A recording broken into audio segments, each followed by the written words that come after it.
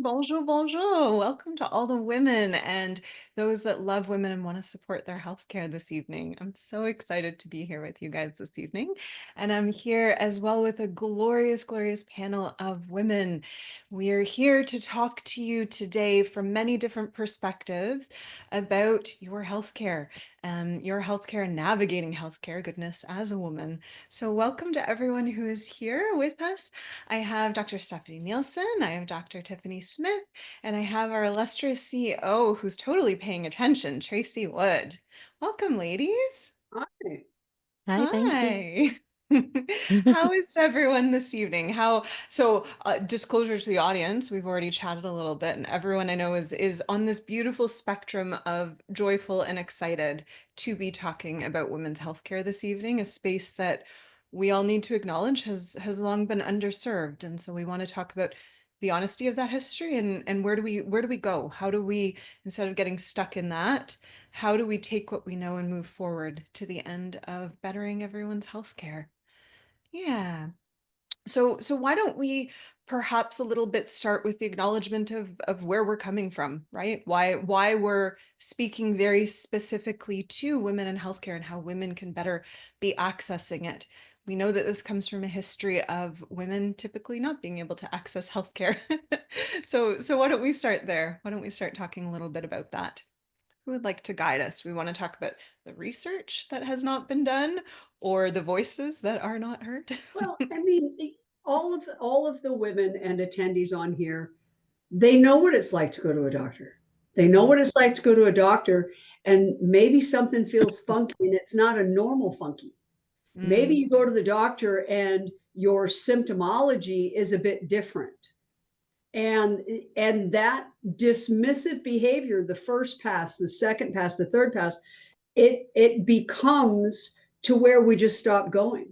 Or we do go out and we seek people like Dr. Nielsen, Dr. Smith, where we go and seek out alternative and functionally trained people because no one else listens, right? And I think that's happened. I mean, as far back as I can remember seeing a doctor in America, from the very beginning here, it was like that, which was, a really different experience. I mean, I remember doctors in Great Britain. We weren't allowed to speak to them because, we're just the little people in there. They got white coats and shit. We didn't have none of that. But I think that's something that we learn, right? We learn as we go through. I mean, Steph, you were very sick as a young woman, right? And you presented with something that was really different back then. It was. What was that experience? So I had chronic yeast infections, and everybody just said, take, miconazole, or at the time it was just monostat, and it wouldn't get better and wouldn't get better. And then I developed cervical cancer. I had a yeast infection for 9 months straight. Now, I don't know if any of you have ever had a yeast infection, but if you do that for 2 days or 3 days, you're like Mhm. crawling, going, get me some help, And now we have fluconazole or diflucan. People will take it. We didn't have that back then. So it was use a vaginal insert every night for 7 days, put something externally, but I didn't heal. And then I didn't heal. And then you walk around with your legs like this and itching and whatever else, to the point of where I developed cervical cancer. Then the answer is we cut it out, we burn it out, we freeze it out. And then Right. they're like, your immune system is so low, we think we should give you a bone marrow transplant. And I'm like, whoa, whoa, whoa. I'm in a major medical center. And while I believe in major medical centers for a lot of things, they are teaching hospitals. So let's teach, let's experiment.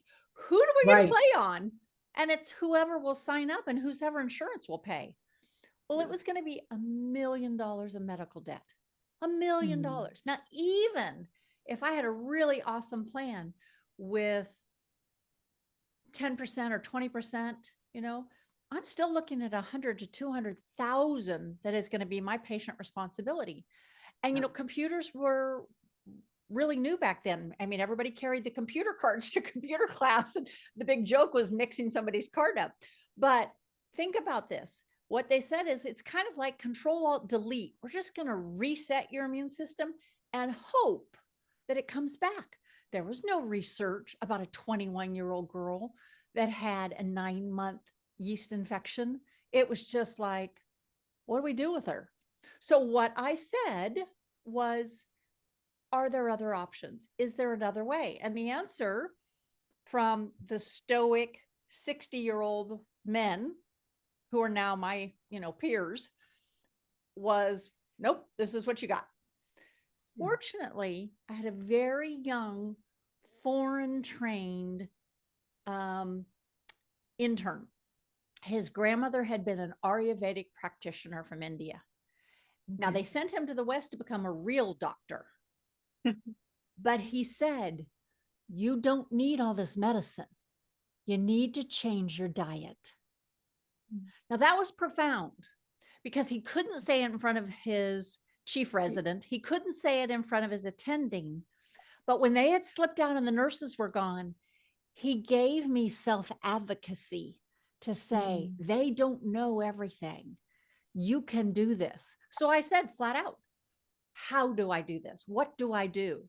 And this is what I remember. Go find yourself some little nutritionist. Like, this was in my face. Go find yourself some little nutritionist. Well, yeah, I got well.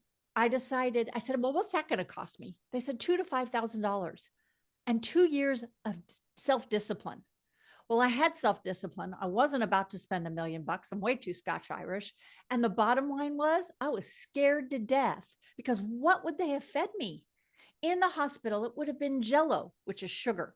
It would have been mac and cheese, which I'm allergic to. It would have been pie. It would have been Sprite. I mean, none of that is healing to the immune system, but it's what they have on the ward. I was supposed to spend 3 months in solitary confinement, hoping my immune system would come back. Guys, I wouldn't be here today. I would be dead. Yeah. And it was only through self-advocacy going, that doesn't feel good. That doesn't feel good. That doesn't feel good. I'll just try. I said, I made them promise me, if you can imagine this. I made them promise me, I can always come back and do that, right?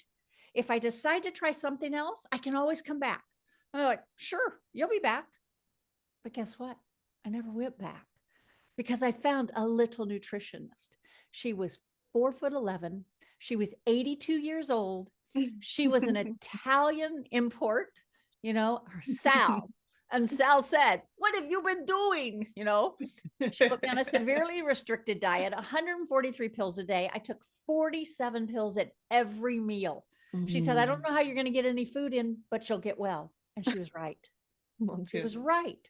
And the beautiful thing was, that was back, oh my God, do I dare even say this? This was back in the early 80s. This was in 81. Yeah. Do you know, it wasn't until 1993 that Congress mandated to the NIH, and many of you have heard of the NIH, the National Institute of Health, that women must be included in medical studies. Do you realize back then, women weren't even included in medical studies because we're too complicated. Mm-hmm. We put up too much resistance. We ask too many questions. So right. yes, we're here to talk about, there's been a revolution in women's healthcare. There needs to be a further revolution. And we're here to stand as a women's team to reach out to women, for women, if you know a woman that needs advocacy because they're not getting better. And we've got a lot of beautiful brains here, beautiful brains, beautiful hearts, and massive passion to find evidence-based biochemistry, test, don't guess. And no, just because your tests are normal doesn't mean you're fine. It may mean there's another test we need to look at. So that's why we're well, and like Dr. Smith said before we even started, data-driven, right? I love that, data-driven. And that's what we do. We at one time were just one test. I mean, Dr. Kosterman, you were here.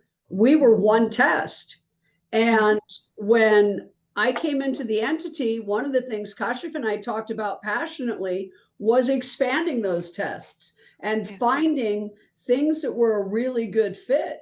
And we all went through that. I mean, you remember, Dr. Nielsen, you were involved, Dr. Kosterman, you were involved. We went through and we started vetting all of these tests, but the undercurrent was still the core of what we do, which is our 360. We're still the only complete functional genomics test in the world. And we've even added more genes to that. And Dr. Koshman will speak to some of that as well. But I think that that is really important. If you go into, shameless plug, here we go, we have an app. Go into the app, because the app, quite candidly, people, is 10 times faster than the website. Did anybody put the swearing disclaimer up here? Because you guys know I'm going to do it. So I just want you all to know I'm a Scot. I swear, I think very fast. I speak even faster. So I apologize in advance for anyone that I'm Not absolutely to apologizing. offend She's before disclaiming. this is over. Okay, so but we did create a superior test, and we did that just like what happened to Dr. Nielsen. We did that for that foundational research, and then we started layering, right? Epigenetics, metagenetics, pharmacogenomics. I mean, there were so many things that we added to that to create this data-driven product that we drive, this conversation that we drive. And if I could add to that story, or at least put a few flowers on that story, I think it was a huge motivation for adding a lot of additional testing to what we do was by women, right? We would get a lot of women coming to us with their binders and their portfolios of here's my medical history and here's everything that has not worked, right? And then oftentimes we would look at hormone related genes and we'd say, okay, well, you're a little bit more prone to creating estrogen. The estrogens you do create are a lot more inflammatory and you're not cleaning it up well, right? We'd have unique insight into that. And women would be like, this is spectacular. Now what do I do? Right. And so the continuation of our care, because we couldn't necessarily just refer out to another endocrinologist or a gyne or someone like that, because offering them these genes wasn't something that they would innately understand. And so this inspired us furthering our care because women were advocating for themselves. They were coming with all this data. We were finding some root causes to it, and we wanted to support their ongoing care. And so to women out there, thank you for advocating for yourself because it did internally change what we do. And I think that's a really powerful thing, that advocating for yourself not only supports your own care, right? We've all learned that's how we get healthcare. We advocate for ourselves, but it's also shifting the space for other women as well because people listen to it. Yeah. Yeah, absolutely. And I think that, when you look at all of the things that we're dealing with on the daily, right? So you've got stress. If you are a working woman and you have kids, so you've got a job, you've got kids, you've got to figure out dinner, you got to make sure that the house is the way the house is. If you have a lot of those traditional roles, and a lot of women in America do. And I think that when you look at how women balance stress, and Dr. Smith, you probably can speak to this better, being the specialist in this space, when you're balancing 10 different types of stress as a woman, women keep those balls in the air. They absolutely, and they don't drop that shit, right? You give a man all that stuff, he's laying on the floor, he's grabbing onto his gut, he's fucking crying because he doesn't feel good, and he's got a runny nose, and you gotta put down those three babies, you gotta fucking clean up dinner Not by the man yourself. flu. And he's still laying on the floor, and you're getting him a box of tissues, and now he feels better. It's different with women. We're different. We're built different. We're built to shoulder things differently, right? I mean, Dr. Smith, Okay. this is a fact, right? Yes. Okay. So I'm Dr. Smith and I'm a mental health specialist. And oh my God, it is so true. And the thing that we have to do as women is give ourselves some grace here and really prioritize ourselves, because when we keeping all those balls in the air, we're often sixth, 10th, 20th on that list. But we have to learn and give ourselves grace to be first. Because if we don't take care of ourselves, we can't take care of anybody else. And oftentimes we'll postpone our appointments so that others can get to theirs. We'll serve them first before we take care of us. And I have to give my clients permission to let your family know that you need to put you first, and they'll love you for it. They were not going to hate you, throw you out the window. If you say, I need to do this, they will respect that. And so I'm giving everyone permission to speak up with the things that you have to do and say me first so that I can be better for you. And know that those that love you will respect you and honor you and give you what you need. I think that's one of the biggest things I find with us not taking care of our health. However, we will track. And the number one thing that I want to say is listening to yourself and following your gut. We can get lost and get spiraled into second guessing ourselves and what we should or shouldn't do. Follow that gut. That's what got Dr. Nielsen healed, following her gut. It comes to you, trust you, and act on that. Sometimes it might be, well, I'll get to that later because this is my fire right now, but you're always the fire. You're always number one. And you have to address things when it's just a little headache or a little cramp before it becomes to the point where you're bedbound and can't get up. You have to do that because without you, everything else is going to crumble and fall. You got this. You're amazing. You are a superwoman. You are all of those things. And don't let anyone take that away from you. It's your mindset coming into this that helps you advocate best for you. So don't let anyone tear you down. That's the strength you need to move forward and take control of your health. Absolutely. I have to tell you, right before I got on here, I advocate a lot for my mother who's in her late 80s. And literally, right before we were turning on, she's like, okay, we need to talk. I don't feel like I'm being heard. My numbers are going up. Nobody's doing this. When can we get on the phone? I'm like, I'm getting on a webinar. Yeah, you got to give me 90 minutes. She's like, fine, I'll go eat, but then I expect you right at 6. So it's wonderful. Here she is in her late 80s advocating. They're not listening to me. They're not Mhm. taking care of me. They're not. So, whether you're 21, whether you're 88, you've got to say, I'm not being heard. And who can I grab? Who can I pull in my corner? Right. And we're here to tell you we're in your corner. And we have the advantage of being able to see your blueprint. That's Mhm. that's one of the biggest things. And I think Oh, all yeah. of us can attest to this. We've all had tons of tests. We've all had tons of diagnosis. But once you look inside at that DNA blueprint and go, well, of course, no wonder I always had sore boobs. Yes. Of course, no wonder I always had allergies. Of course, no Yes. wonder I couldn't detox. Then we have like this inside track, this inside info that we can add all that other stuff to. And then, it makes things so much easier. But that's Yes. one of the things in research that really hasn't happened up until now. They Mm-mm. don't have your DNA. They're looking at, Mhm. side effects, or they're looking at direct effects. And you've heard me say before, there is no such thing as a side effect. They're all direct effects. It's just not the direct effect that the drug is being marketed for or the treatment is being marketed for. But they are direct, and you're not crazy. Did I think of it? Did I not think of it? Did it happen? Did it not happen? Oop, but there it is again. Okay, you're not crazy. But when we look at your genetics and then overlay that, we get a lot more bang for your buck on getting to an end result. Back to Dr. Smith. I mean, you and I both, pharmacogenetics. I'm a pharmacist by training and a board certified Mhm. clinical nutritionist. Here she is, a doctor of nurse practitioner, an APRN, and then a mental health specialist. Let's talk about a PGX. We can look Right. at your pharmacogenetics. We can look at if you need support with serotonin or dopamine Mhm. or something. We can look and see which pathways you're most likely to adapt to and put you on lower doses of stuff Right. than Mhm. just spitting in the wind. Let's try this one today. Right. you know, I wonder I That was wonder so if I can use attractive, that as Steph. thank you. That was You're so welcome. inspiration. attractive.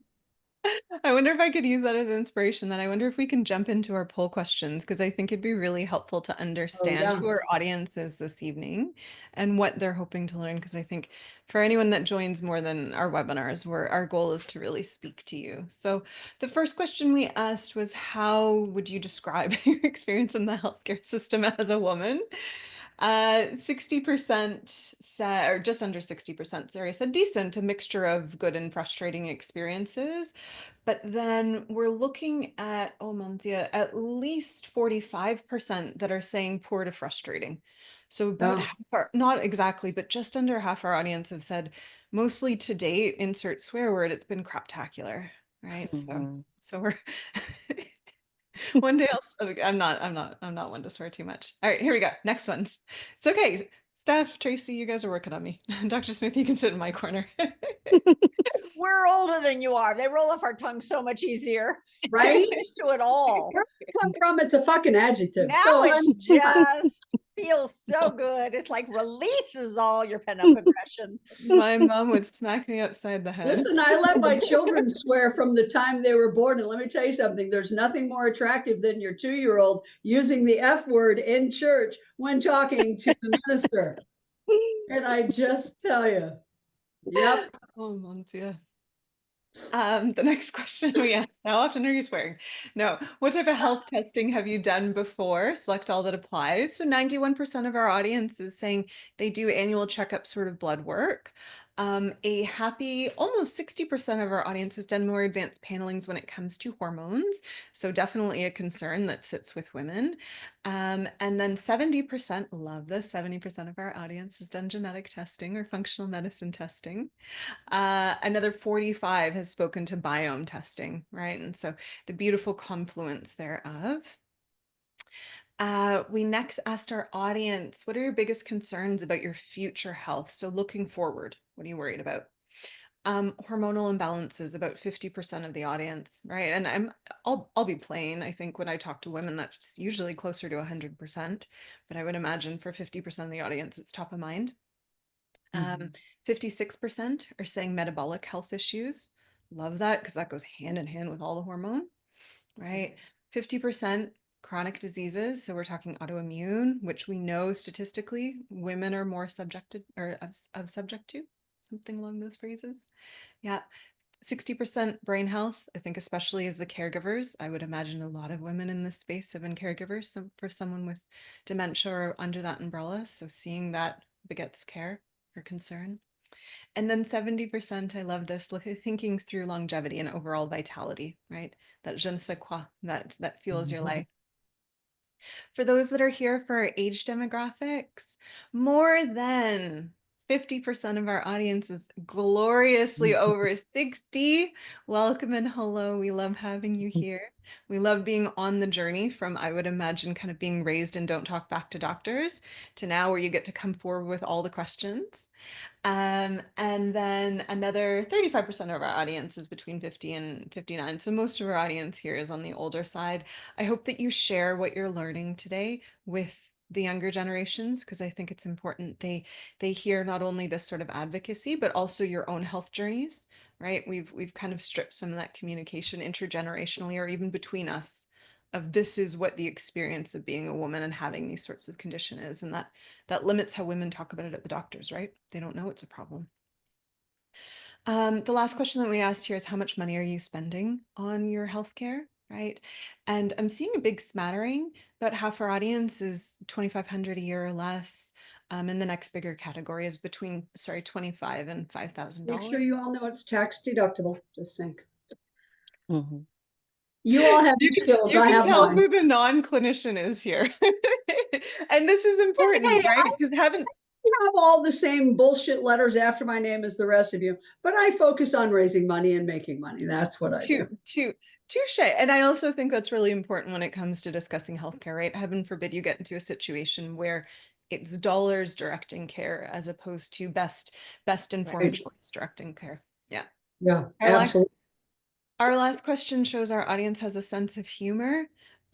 We asked people how long they want to live, and most of our audience said they want to make Betty White look like a quitter. It's important to know I wrote that poll question. And how many people are surprised? Toss in the chat if you were surprised by that answer.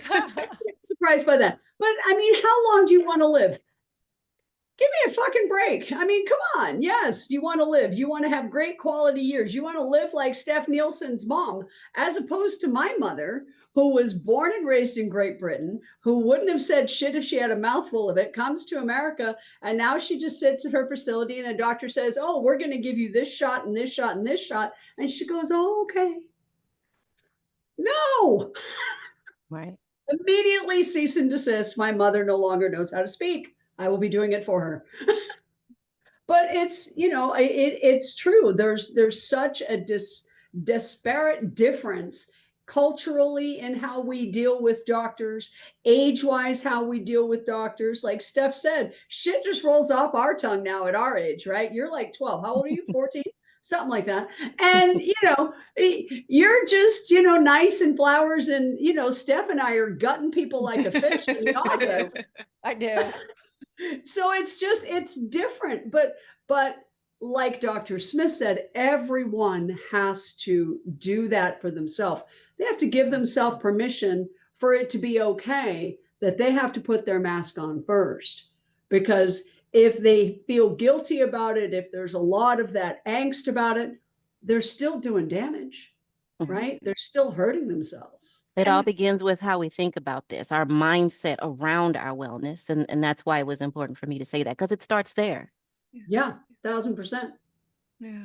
Yeah. And I would also offer, as a panel of clinicians, I think it's also our responsibility to ensure that we're offering that space where women can come forward with it. Because I think we see, women come forward with these binders. Here's what's been going on. No one listens to me, so I have to be the caretaker of my information. They also come forward with, I was talking to Dr. Google, and Dr. Google said this, this, this, and this, right? They Right. come from this space of presumed mistrust, presuming that they will not be heard, they will not be seen, and they will not be cared about by their provider. And we're not going to gaslight women and say you shouldn't be doing that, because we have a long documented history of why you should be doing that. That Right. said, right, that doesn't make it helpful towards next steps, because there is this beautiful renaissance and shift, not renaissance, shift within medicine, where we are starting to appreciate the importance of this. So we're allowing this space of course you're scared, of course you don't trust us, but let's walk hand in hand and be collaborators in this space. Make sure I hear you, and then I will also offer what I know, the extra research I have done in spaces of, various minority health. I think that's important. I think we as doctors have to hold that space very gently for women and strongly for women, right? Ensuring they trust us when they come forward with their binders and their very valid mistrust. Yeah. Yeah. Well, and I Recognizing think that, that, go ahead. please go ahead, Dr. Recognizing that they know themselves. We're not the authoritarian of them. And Right. we're not going to get to the answers unless they give us that data. And Yeah. then we do what we know as far as testing to support what they're saying or align with it to help guide us to the treatment plan. Not just Yeah. throwing darts in the darkness, but really having scientific evidence with the symptomology, and then what the client is able to do. I would Mhm. not have been able to take 47 pills each meal. That's not me. So you got to do something else. I need a drink or something, but you have to work with me and meet me where I am to help me get there. So you have to look at my lifestyle, you have to look at my symptoms, you have to look at what my data says, and then we come together and create a treatment plan that I'll actually do, you know, and You that's know, how Yeah. we'll get to them. as a pharmacist, there are so many people where it says, you're taking, say, a psych med, and they're like, I'm not supposed to drink on this. And I said, that would be ideal. And I like, but what's the reality? And they're like, Right. well, I'm going out with my girlfriends. And I'm like, so let's discuss what you can have. Hmm. If you're gonna have something, let's don't have fruity tooty with cheap booze, that's this big. Right. We're not doing mountain mai tais, okay? You can have a single vodka with soda. So now we're not going to have all of the syrups and stuff. So we'll keep the blood sugar. We got a little Right. soda. Do you prefer vodka? Do you prefer gin? They're like, I could do a vodka soda. I said, a little lemon or put a strawberry in it and squeeze it. I'm like, and you can have one, but you just keep adding soda so that you've got the pretty glass, you've got the side of the side, the social part, but you're not going to have side effects. And they're like, really? And I'm like, really? So let's Hmm. have a lifestyle. We don't do it every night, but if Right. you've got a special event, here's how Mhm. we function in a special event. And I can't tell you how much they appreciate the like Hmm. real life version of that, as opposed to, Right. no, you can't. No, you can't. Now, there Yes. is some stuff I said, you absolutely can, and you're going to puke your guts out. So your choice, Right. but that's what Tracy's saying, let's just spit it out the way it is, because Right. they actually come because I don't put a lot of fluff. And I am deeply empathetic, but I'm not sympathetic when they say, no, I have no sugar in my diet. And I say, so let's talk. Well, I had croissant for breakfast. I had a guy come in the other day. He's 325 pounds. He's got massive stomach indigestion. And he's pounding PPIs, proton pump inhibitors, because he can't get it down. And he's pounding Tums. And I said, these are all the things you're doing to yourself. And he's a chef. He's a chef. And I said, let's talk about food. And so we talked about food, and we talked about real food, and we talked about slowing down, and we talked about, and all of a sudden he goes, I could do that. Then he said he had tried a super low carb diet, but his doctor told him he absolutely couldn't be on that because carbs were essential for life and that he would kill himself. And I said, how'd you feel? And he goes, I felt better than I had felt in years. And I said, so did you trust the doctor you see once a year, or did you trust your body? So we negotiated. He's going to go on a lower carb. He's going to go on, complex carbs. And so, his first week, his heartburn went from a 10 where he can't even talk because he's got so much acid in his throat to where he's functioning, because we did lifestyle changes, and we did, physical changes, and we did mental changes, and it's like, oh my gosh, guys, this is so important to put it all together and not just throw another stupid pill at it. You don't have a pill deficiency, Right. you Yes. don't. And we didn't get here overnight. We're not going to get it undone overnight. But I love the collaboration. I love the team. And I love that Jessica says that her face is hurting. She's laughing so hard tonight, Hey, Jess, how are you? We do want to keep it light, but we're serious. My gosh, we're serious Yeah. about, especially now, there are so many changes going on, so many things that have been documented now that are being undocumented. And while I think some of the changes are good, I think some of the things that are being exposed are beneficial. I mean, I don't know if you all saw, NIH has allowed 70% of a grant to go to the administrators. 70% to go to the administrators for overhead, and only 30% went to the researchers. They've now lowered it to 15% overhead max. And the rest has to go to the research, to the researchers, to the patients, to the test, to the study. That I was a medical researcher. Man, 70% is like total slush fund, baby. But 15% is reasonable. We worked on 10% or less. How they got so out of control. So that is good. But some of this data that's being wiped, where's it going? I mean, I hope it's not just, permanent delete, because we've got decades of data that needs to be reorganized or brought back, or, because there was some really valuable stuff in there. And we need to continue the momentum that we built starting in the 90s of including women. We don't know how this will play out, but there's a current directive amongst people who approve grants that they need to skim those grants for keywords: women, Black, Latin, queer, and queer adjacent, LGBTQ, I think, in the US. All of that is now flagged, right? So women, this is really saying, unless you are a straight white male, we do not prioritize your healthcare research. And this is concerning because we already know within the data, we are lacking data on these populations, right? When I have anyone who is a minority of any form or fashion, and they say, where's the research specific to my health? Often, not always, but often I don't have anything specific for them. And it's an extrapolation. And as we enter an era where data and personalized medicine is important, it is the research founding this that gets us to that point, right? Not extrapolation. We all know as women, extrapolation on male data does not work for us. We have to continue to advocate with our physicians, with the various bodies we vote into and lobby with, to ensure that our research still continues so that our healthcare continues. And it's unfortunate that we are being asked to champion this just as we're also being asked to champion our own healthcare, but it's important. This is what we do, right? For ourselves and for those that come after us. Well, and majority of our population here tonight is 50, 60 and older. So guess what? They stopped studying we're geriatrics. I certainly don't feel geriatric. I'm just going to say, when you called us older, I was going to say seasoned, golden, perhaps older. So, but I'm telling you, they don't study It's it. very Now sweet. You thought I was referring to you. I wasn't. Girl. Well, I fit in it, baby. So the thing that's so interesting is that a lot of the studies, like when I advocate for my parents, their physicians will say flat out, we have no idea if you're 80 and older what it's going to do to you, because nobody's looked at it. Yeah. But our population is living to the 80s and 90s. And I think my oldest patient is 102.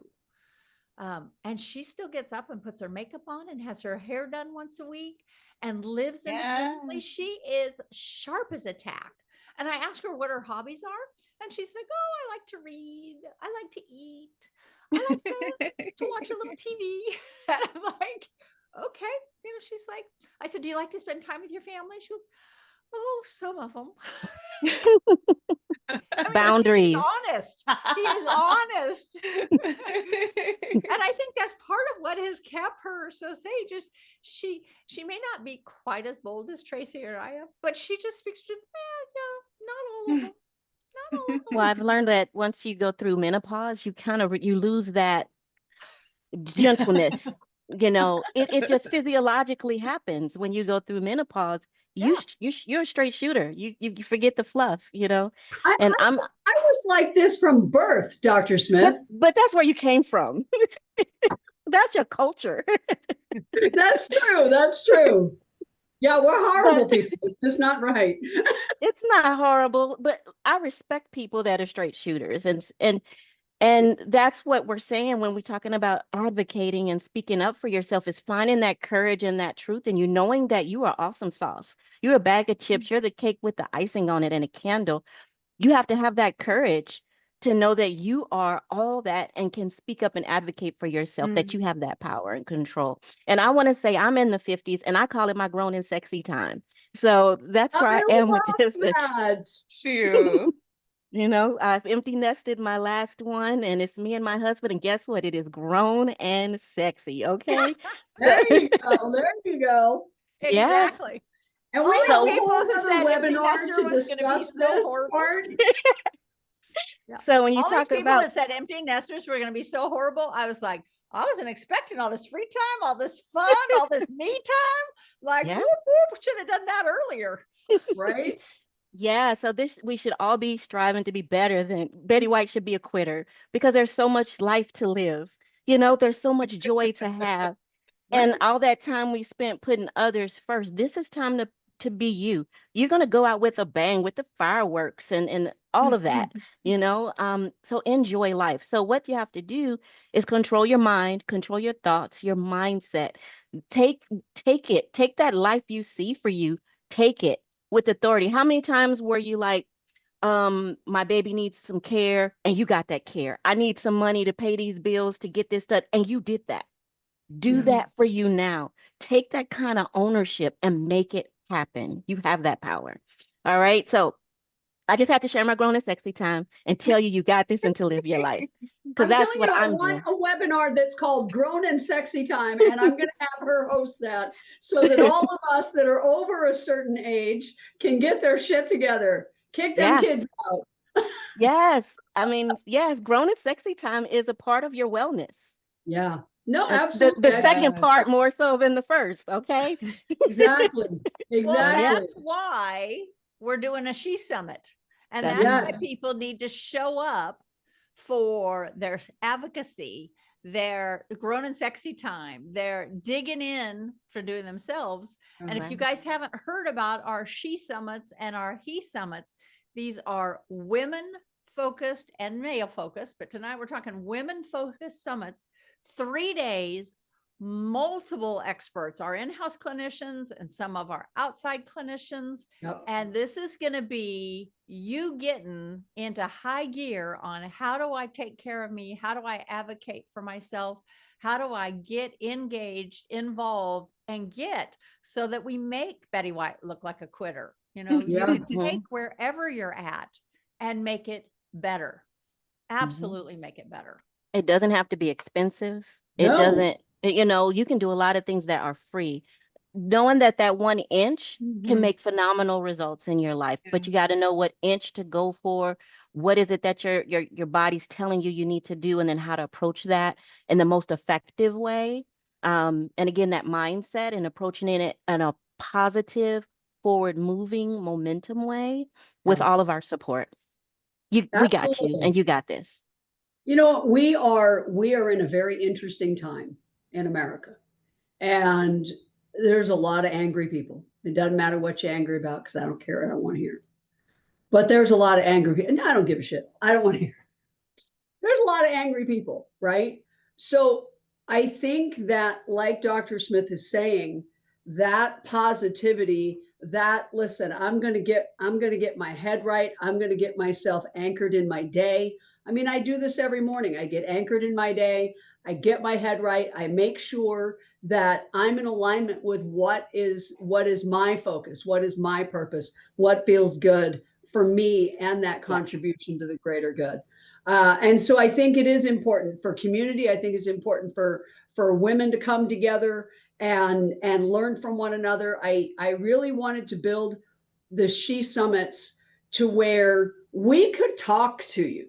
I mean, we're in this thing. I've got a picture of 4 people on here. I think I'm one of them. My glasses are a little outdated. Um, but we want to see you. We want to talk to you. We want you to be able to talk to us. And going into these really, really positive, very educational summits allows us to bring in great brains to help you, and then you can ask questions in real time. And I want to make it affordable, right? As the CEO of the company, it's very important to me that we're accessible to you. We have programs, some of them are very expensive, but you get hours and hours and hours and months and months and months of clinical time. So I do not apologize for the pricing of our programs. What I will say is we've got something for everybody. And these summits are designed to be that something. So, in fact, I think I agreed to do a 50% off. Anyone that attends the webinars for the next several days, you guys can click on, I think there's a code or something up here. I would imagine someone's going to put something in the chat window. It's in there. Is it there? Okay. It's there. She 50. She 50, Okay, baby. she 50. That was very inventive, Beth, if that was Beth's creation. And we But should I change it to want grown and sexy. That's all I, I know. I think we totally need to use that as a code. Okay, we're using that as a code. I want you guys to be able to afford to attend these things. I want you to bring your binder. If you've got a fucking binder and something's going on with your health and you've got questions, bring that shit. You're going to get to come in here and talk to these people and talk to other leaders in this space. We've got Dr. Betty Murray joining us. We've got Marion Stewart with Femar. I mean, Marion is known all over the world. She's on television. These are women that know what they know. And they're coming here to talk to you guys, and they're coming here to answer your questions. You can turn your camera on. You can feel seen. You can feel heard. You can get positive and constructive ideas as to what to do. You don't have to spend a fortune to get help. And that's really the goal of the summits. And then for men, you know what? God love you. You guys are having different challenges, but it still feels the same. You guys feel like you can't talk about stuff. You feel like nobody wants to hear that. You feel like you got a weight problem and you don't have any of your buddies to talk about it because all they're going to do is make fun of you anyway. And they really should, depending on who you are. No, I'm just kidding. But they've got to have a place to go, right? They've got to have a place to go. They've got to have someone to talk to. They got to have somebody that understands, and they got to be able to afford it, right? So we're chunking it down. We're making it, I think, 4-hour chunks each day. There's a lot of cross communication time at that, and I think that it's going to be a great experience. And we're doing 4 for women this year. First one is osteoporosis, osteoarthritis, inflammation. And then I know we've got breast cancer. I know we've got menopause, and then we have fertility. So we've got a lot of great information, something for everybody. So use the little coupon code thing. Grown and sexy? No, she fits Yes, it. I'm telling you, I'm going to use that. She knows I'm going to do it. She knows I am. But I now can't wait for the those are webinar. only good this week. Those will only be good till Valentine's Day. So Tracy is spreading the love until 12/14 on 12/15 on 2/15. 2/15. That isn't gonna 12. work. Don't be So throwing my money away. What's the matter with you? that's what I said. 2/14, 2/15. They're not. I want to make sure they know they can't There come you on go. the 18th and go, well, I just watched it now. So You know what? How funny. This thing starts on the 18th. yeah. That's my wedding anniversary. There you Ooh, go. grown and sexy time. There we go. Yes, She'll be ma'am. working. She'll be working. In the Hey, I daytime. love it that Susan True. said humor has always been a part of healing, and now her doctors expect a joke from her every time she comes in. So she said, here's a joke for tonight. So this is for everyone. What do you call a woman with one arm and one leg? Eileen. Now, I have to tell you, I have known Sue Nordemo for a very long time. And Sue Nordemo is a delightful woman. I love her with every ounce of my being. Every time I call her or Zoom with her, the very first thing is, I've got one for you. Every time, every time. And they are so freaking dad joke funny. Is there such thing as a mom joke? Like, do we call these mom jokes now? No, we don't do that. Well, We have life to start advice. we have to start this. Remember mindset. Let's bring it. We got to put this stress behind. Bump That's that. right. That's We got to right. laugh. Laughter is healing. We got to laugh. Mhm. So, That's why you ladies, got to come to our webinars. I'm going to pull us back to on topic real quick. What can women do? They go into the doctor, something's not right. Maybe it's not your garden variety, whatever. What can they do? How can they be seen? How can they be heard? How do we help these people? I would step it back a little bit even before the doctor's appointment, selecting the doctor, you know, and that is a thing that I have to spend a lot of time on. How am I going to identify who to go to? What is the criteria? So, I mean, brainstorm and throw some things out in the chat. Like, how do you pick a doctor? Are you looking at ratings? Are you looking at sex, ethnicity, That's a good question. culture, things like that? A Wow. lot of other African American women reach out to me for that reason because they're not being seen and heard from others. They may say something that is off-putting. How do it might not be a correct fit. It still may not be a fit, but you got to start somewhere. So you're looking through the directory. How are you selecting that person? For me, I feel comfortable with a woman that understands my journey when I talk about my hormones and it's heavy this time. I'm 50, it's heavy or it's not present and all of these things. It's not about getting pregnant anymore.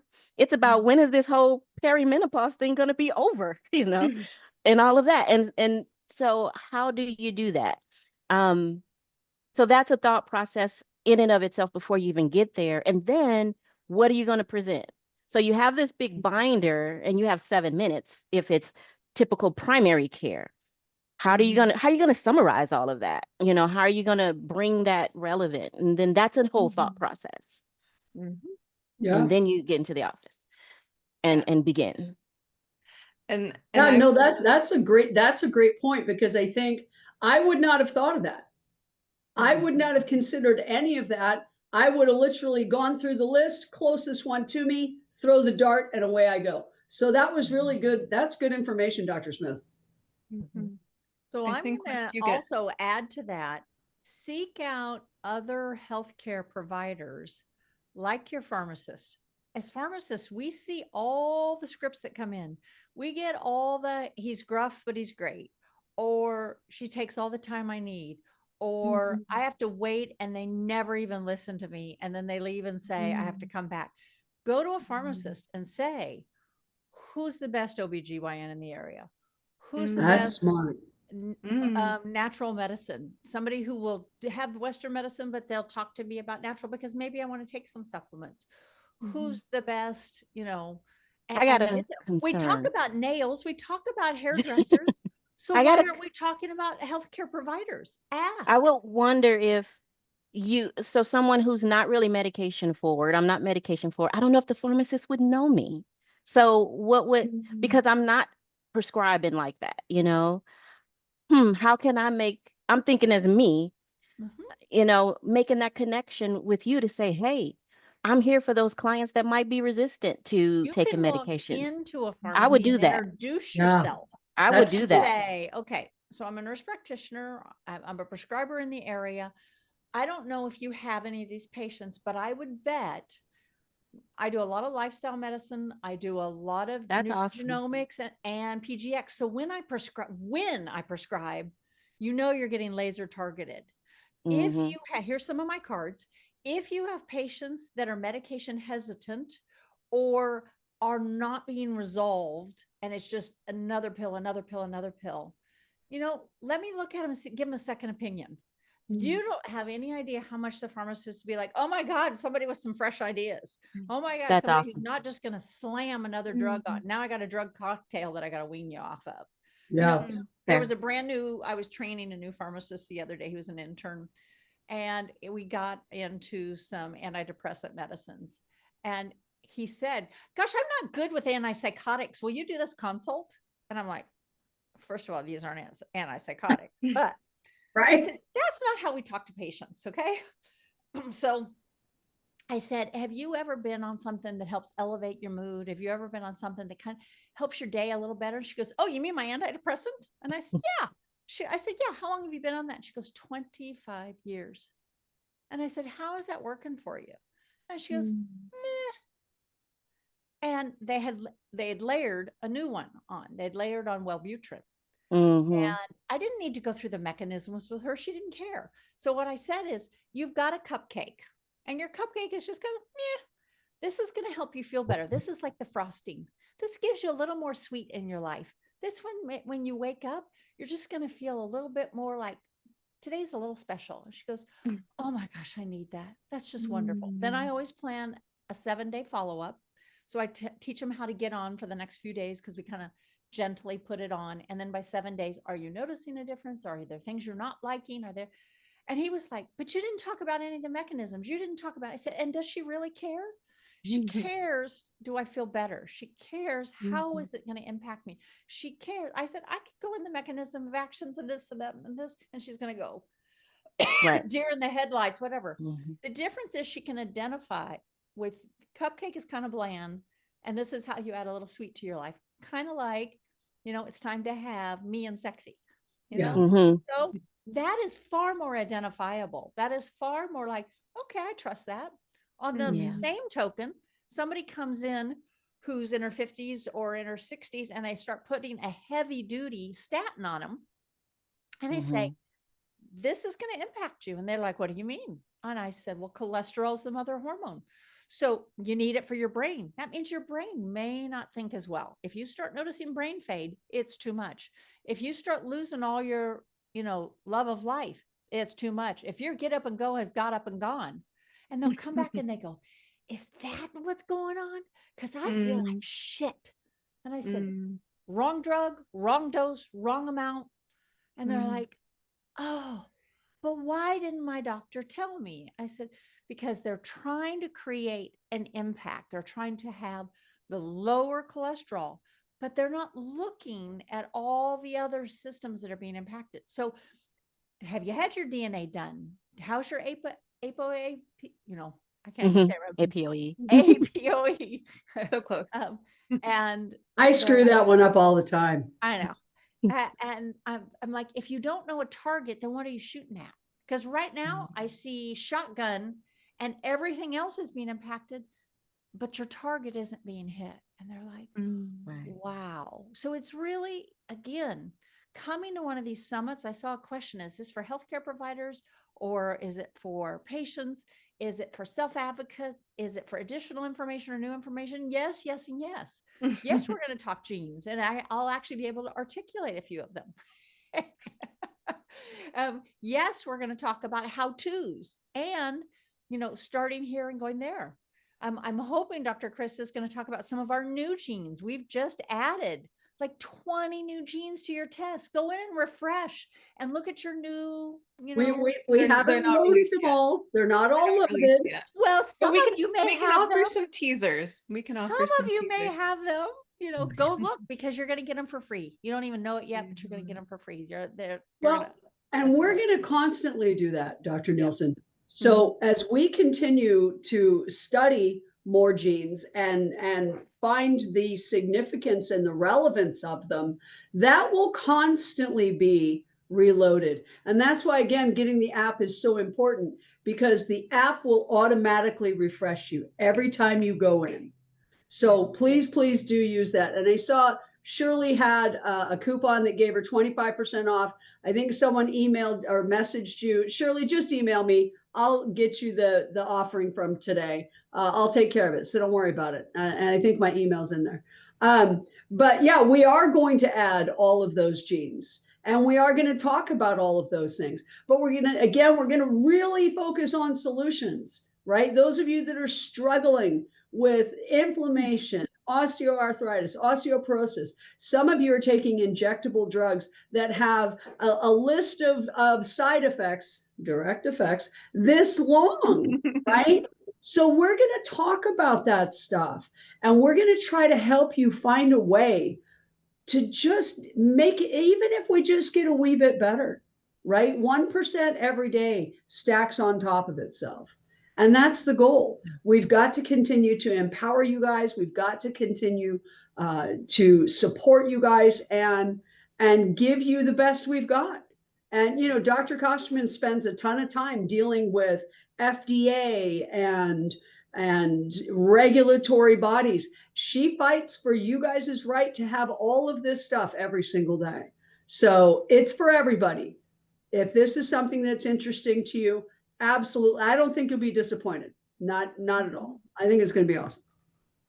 And I'm apparently going to miss my anniversary over it. So, ladies, I'm in. It's not I wish 24/7, okay? You got time. You I love that Dr. Smith is advocating more for this anniversary than Tracy Right? is. Okay, I'm over here ordering stuff on my phone. I wonder if I can also, because I want to make sure we're offering some tangible things for women and female advocates within the space as well when they're in that. So I want to piggyback a little bit off of what Dr. Steph was saying, Dr. Smith was saying, is kind of that prep for the appointment. I want to talk about when you're in the appointment. 2 strategies I really encourage people to use when they get to that appointment. So thing number 1 is, especially when you're thinking through how are you going to use that 7 minutes, right? Coming in with that strategy. If you have a loved one, a friend, a family member, do some of that role play with, say, here's what I want to get out of this appointment. Here's what I'm hoping for. And if they're available and you have that trust in them, bring them to the appointment. Sometimes when you're going into these appointments and you feel that pressure and you feel the emotionality around I am really not well and I need support, and what happens if I don't use my 7 minutes properly, having an advocate there who not only can check the boxes of did I hear everything that we prepped for, or can remember, right? Because again, emotional memory sometimes isn't the best memory. Having an advocate there, I think, is really important. If you don't have an advocate you trust, ask if you can record the appointment or refer to notes, make notes. Whenever I go to my doctor, I have a happy little laundry list of did I go through all these things. The other thing I'd really encourage women or other people to be doing when they're in that appointment and they don't feel like they're being heard. So they've said, hey, I have this period problem. I have this menopause problem, and no one's listening to them. Ask your provider what their differential diagnosis for you is. If they're dismissing it, ask the question of, what's on your differential for me? That forces them back to med school, and that forces them to say, if period pain, sure, it could be nothing, but it could also be one of the following. That puts them off their game. That makes them think plainly that you have a little bit of medical education, and now you do. This is part of your medical education. They're going to pause and they're going to think through and they're going to offer information differently. So those would be explain what 2 a things. Good point. explain what the differential diagnosis is, so they'll know what they're asking for and know when they get it. Thank you. Solid point. I love it. So when we think through, when a patient comes forward and says, "Hey, I have a cough," right? In our head, we think through a differential diagnosis, which means a cough is probably a cold or probably some, probably a cold based on what this person has said. But it could also be what else appears with a cough. It could be an asthma. It could be a lung infection. It could be a cancer. There's other things we have to think through. It is the Could be differential, GERD. different diagnosis, right? And so by saying, "Hey, I have a cough," you think it's a cold. What else could it be? What's on your, use doctor language, differential diagnosis? They then have to list, okay, well, I don't think it's lung cancer because of this. Okay, I don't think it's a chest infection because of this, or I don't think it's this, this, this, right? And they have to give you the why they think it's not that. And let's be honest, like most doctors kind of do this naturally in their head, right? Because we've been practicing at it for so long and we've seen so many different cases. But this forces them to say, this is why I don't think this is relevant to you.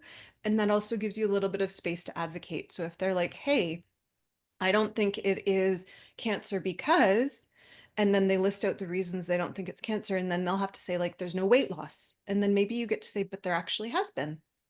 It creates more space, more accountability, not because they're trying to deny you care, but because they're often also pressured by that 7 minutes. And so if I you're think slowing that is them down, huge. Yeah. yeah, That is if you're slowing them huge. down. I'm so sorry. No, no, You no. guys don't even know. That is huge because as a provider, we're trained and we think in algorithms, like she's saying. This most probably 90% of the time is this thing. But when you throw that question, it's going to take that doctor out of that algorithm kind of thought. I'm going to just give you some antibiotics and send you on your way to really having a talk with you. And that's where you can take Dr. Google and be like, well, Dr. Google was wrong about these things because, Mhm. and it really is going to open up a conversation. Now I'm like, okay, we could talk. If someone asked me that, I would say, well, I'm not thinking that because of this. And I'm not thinking, and we can open up and have a conversation. I kind of share that stuff already, but if you were to just really say that, why do I need to be on antidepressants? What other reasons? What's the differential diagnosis to depression? Well, we're going to talk hormones, inflammation, stress. We're going to talk cortisol levels, adrenal fatigue. There's so much to talk about now where depression, what? That's where your depression and your mental health symptoms are just that. They're symptoms, not the end diagnosis. And it causes you to dig deeper. I Mhm. love it. I'm sorry to cut you off. I just had to say that Mm-mm. is gold star, number one thing to take away from for today. That is huge. I've never heard it before. Mm. And that's what the She Summit's going to be about. Can you imagine? You guys get us for an hour, you get us for 90 minutes. Can you imagine this going on for 4 hours straight for 3 days in a row? You are going to get a medical education. You are going to learn about differential diagnosis. You are going to learn how to advocate for yourself, to find the right clinicians, to get referrals, to be heard and seen in a roundtable. See, when we're raised at these teaching institutions, we do grand rounds where they put a bunch of the attendings up front, and then they put a bunch of the residents together, and then somebody has to present, and we go around, and we all then have our little piece. And it's like, well, this is pharmacogenetically what we think, or pharmacy cognitive what we think. And somebody else says, well, okay, radiologically, here's what we think. And somebody else says, well, psychologically, you're going to get a grand rounds, and you're going to see this is all a grand rounds. This first one about bone health. Why is bone health so important? Because with aging, and I saw healthy aging, you have got to have strong muscles. Strong muscles pull on bones. If you want your bones, which are very dynamic and continue to grow, you've got to have strong muscles to snap them so that osteoblastic activity, or the buildup activity, happens. So you see these little old ladies and little old men that start doing this, because they're not giving pressure on those bones. And then they can't sit down on a toilet. They can't get up from the toilet. They can't get out of a car. They can't sit in a booth anymore in a restaurant. So, what are the little things you can be doing to prevent all of that kind of thing? You don't want to have the muscle loss. You don't want to have that accelerated aging with chronic inflammation. What do we have to knock that chronic inflammation out? And you need to know that there are simple ways to check for balancing your body. And we're going to share some of those with you. We also are going to help educate these people on their healthcare programs, right? So during the breaks, if people have questions on how do they afford this stuff, how do they not get billed $20,000 for something, we're going to be able to help them understand how to do that. There's so many different resources right now in healthcare where people can negotiate what it is they are paying for different things. They can even postpone paying things without any negative impact to their credit report. You can claim more on your taxes based on your age, no acronyms, adjusted gross income, right? Mhm. I was going to go AGI and keep talking, and I thought there's only going to be a couple people that know what that means. But we can teach you that stuff. We're going to share that information again in these breakouts, because you guys have to be able to figure some of this out. I mean, let's face it, it's the beginning of the year, right? So it's a new plan year, new deductible.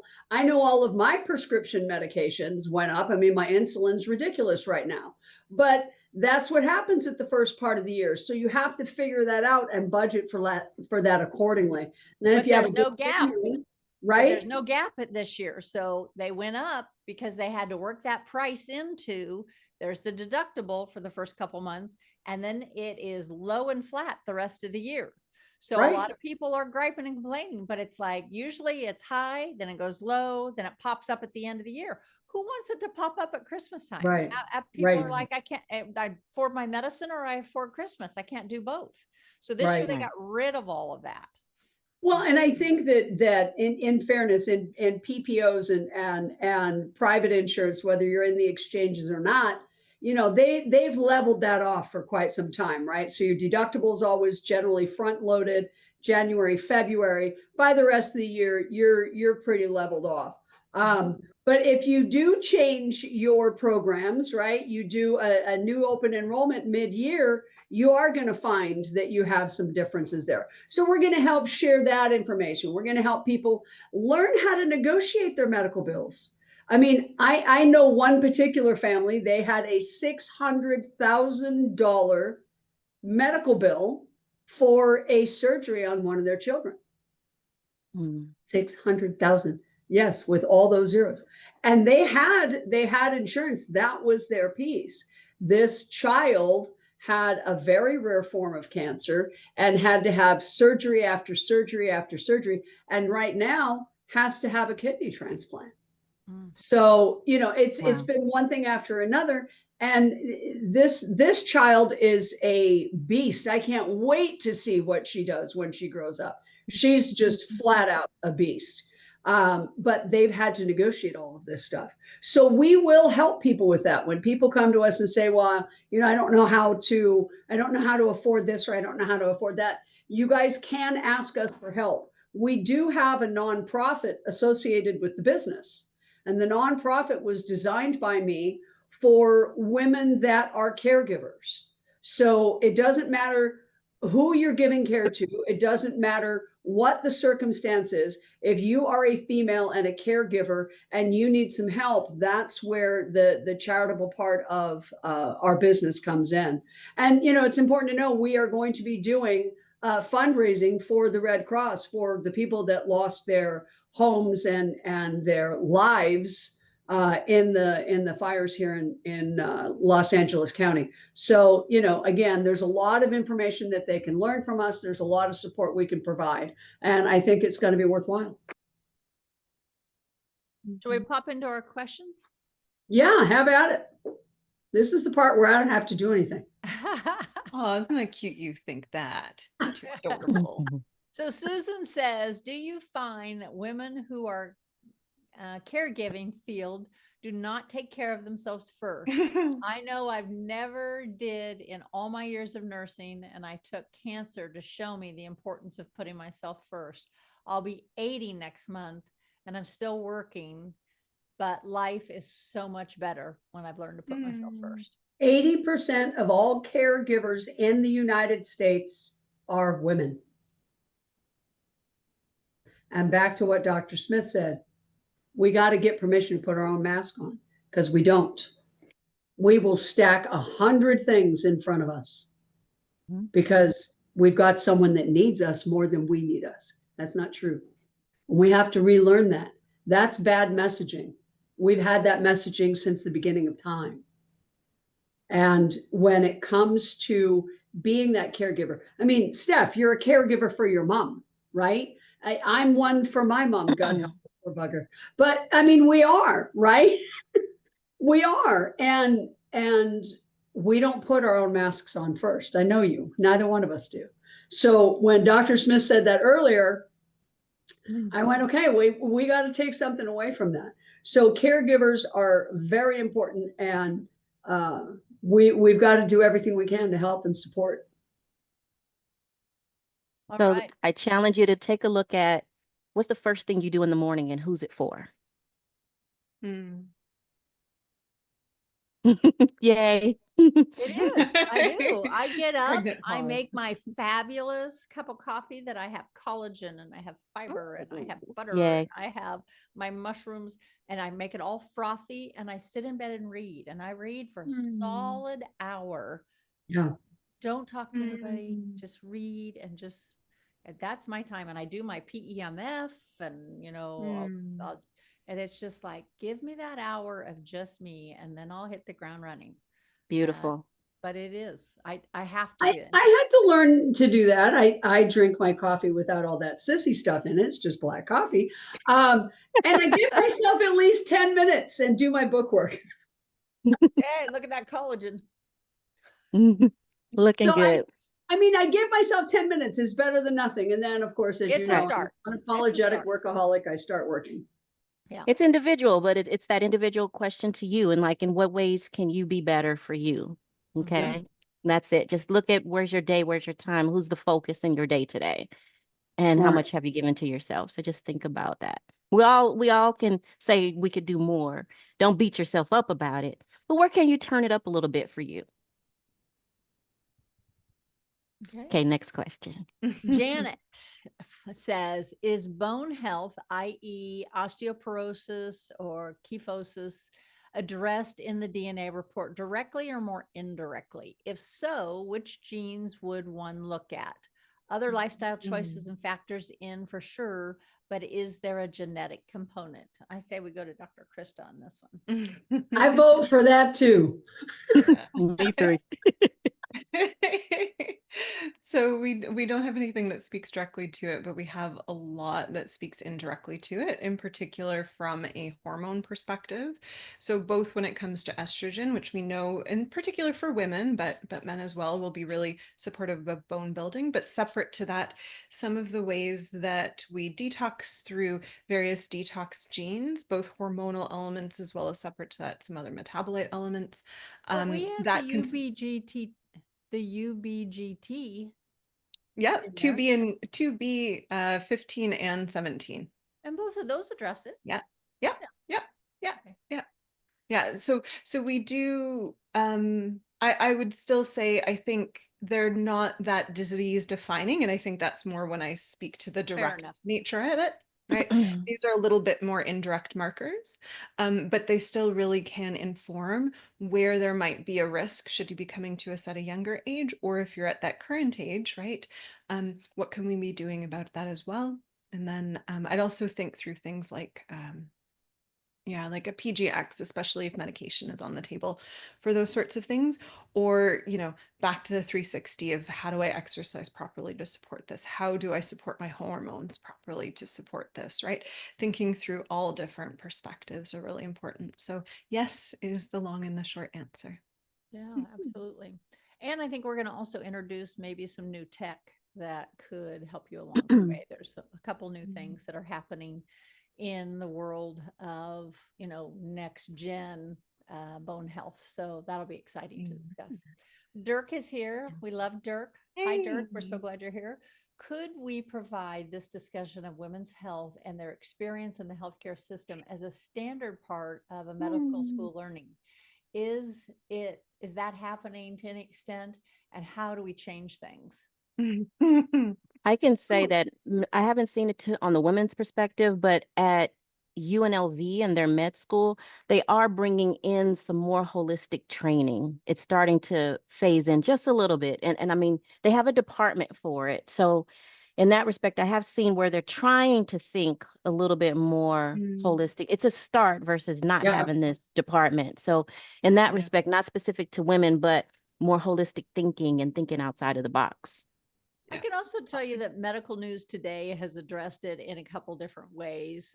They addressed it, they said more gender bias, but it talked about how women have more pain, think fibromyalgia, because what they found is doctors will give women less pain medicine. Oh, you're little, so you don't need as much. Or they'll give them less effective medicine because they're afraid it'd be too strong, or they opt for an antidepressant instead of a pain medicine, or they'll just say, I'm going to send you to a mental health professional. I don't think it's really pain. I think, you're just hurting overall. So Hmm. pain, there is a gender bias. Bleeding disorders, because women are so used to bleeding monthly, then other bleeding disorders get overlooked, or, peritoneally, or even, other parts that where there's a pain, it's like, oh, it's probably your monthly, it's probably hormone related. Autoimmune conditions, 75% of autoimmunity out there are women. Okay. And a lot of autoimmune symptoms are very vague. And yes, there are specific markers, but if you're not testing for the right markers, or if you have this general malaise, then misdiagnosis. And then, as Dr. Smith has mentioned tonight, mental health, with social violence, with social status, with lower income and lower accessibility. Yeah. That's why it's just so, so important. I was talking to a young woman today who was diagnosed with PTSD at 15.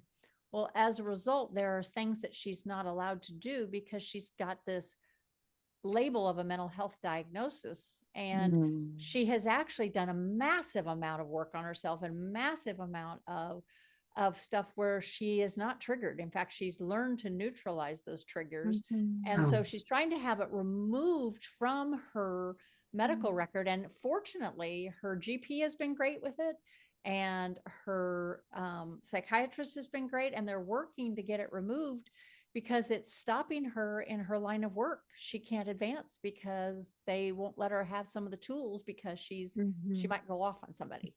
but the actuaries in insurance stuff will never remove it. Probably. There's a massive database that stores all of that stuff. Yeah. They've been doing that since the 80s, Yeah. and they keep it all. And granted, MIB, Medical Information Bureau. right, certain people have access to that stuff, not everybody. Yep. But depending on who your employer is, that's, I mean, credit to her, right, for doing the work Mhm. and for overcoming all those obstacles. I hope she does get them to remove it, but it's not likely. Mm. Mm.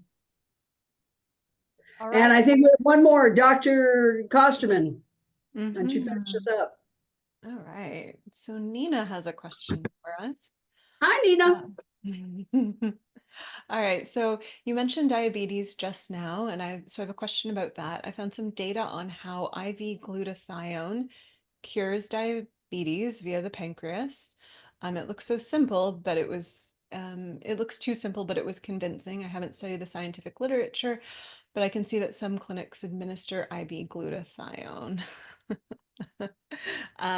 So I would offer a few thoughts there. I have not, and Dr. Smith, Dr. Nielsen, let me know if you've seen different. I have not seen any larger scale studies that demonstrate this.